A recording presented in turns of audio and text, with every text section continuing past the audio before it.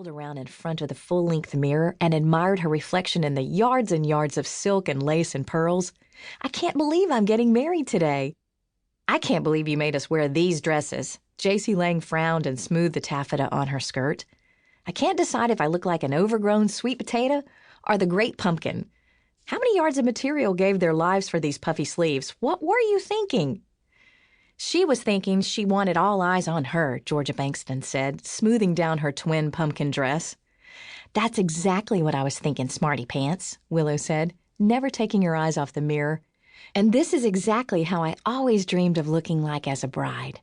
"You do look beautiful," Jacey said. "I just don't think it was necessary to make us look quite so bad." She tugged underneath her skirt. "Haven't you heard?" Willow mused. "Orange is the new black." "Well, tunfetti ain't the new cotton," Jacey said. Willow and Georgia laughed. "It's taffeta," Georgia said. "And it really isn't that bad. I mean, we make the dresses look good, huh? Or I would, minus the extra 20 pounds I'm dragging around." Jacey pulled at the material. "It's Velcro," she said, "and you aren't fat. Everybody gains a little weight now and then." Jacey adjusted the baby's breath entwined in her chocolate brown hair and tried to appreciate the dress. Didn't work. It was indeed awful. "Everybody except you," Georgia said. "I gain a little sometimes," Jacey protested. "Do not," Georgia said. "Do too," Jacey answered. "Stop," Willow said. "The color of your dresses is gorgeous, and so are both of you. Do you realize how pretty the pictures will be?" Jacey raised her brow. "Whatever," she said, pushing the dress down against her legs again. And of course it popped right back into place. "It's your day, Willow. I guess I can take it. For a little while." Willow smiled at the mirror again, and Jacey chuckled. Willow was on cloud 9 and paying little attention to Jacey's whining. "You really do look incredible," Georgia said. "Does a wedding gown just automatically make a woman gorgeous?" "I'm going to say an emphatic no," Jacey said. "Remember Tara Davis's wedding?" "Oh," Willow and Georgia said in unison. Then all three observed a moment of silence. "A psychedelic chicken comes to mind," Jacey said. "Or maybe an ostrich, and big dresses, big hair, giant hair, actually."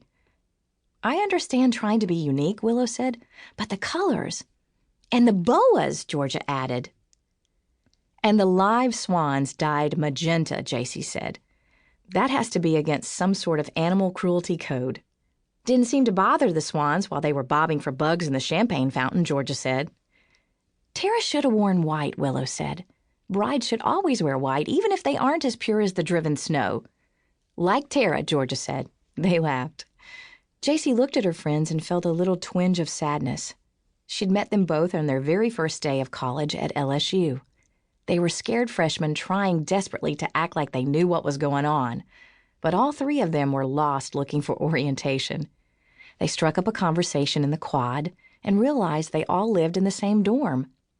By the end of freshman year, they'd become fast and loyal friends. The summer before their sophomore year, they moved into a condo off campus. 3 years after graduating, they still lived together. At least Jacey and Georgia would. Willow would be moving out when she returned from her Jamaican honeymoon, which was the sad part. Still, Jacey was happy for her friend and knew Colby would be a great husband. Willow would make him happy too, assuming he liked ramen noodles.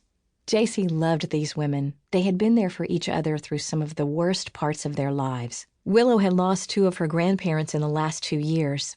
Jacey and Georgie had spent many hours consoling her, letting her talk, holding her while she cried.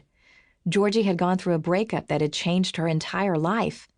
She'd been with the same boy since she was 14 years old. He was the only love she'd ever known, and to find out he had cheated on her not once, not twice, but many, many times had nearly killed her. And what Georgia and Willow had done for Jacey after the flood, Jacey squeezed her brown eyes shut. She didn't want to think about that today, or about Colin. "Okay, ladies, it's time." The wedding planner appeared at the door and announced the occasion in her game show host voice. That ultra-excited tone made Jacey and Georgia want to crack up, but Willow loved the girl and her enthusiasm, even if it did make them feel like they had just won a new car. Jacey and Georgia smiled at each other. "Wait," Jacey said, tugging at the front of her dress.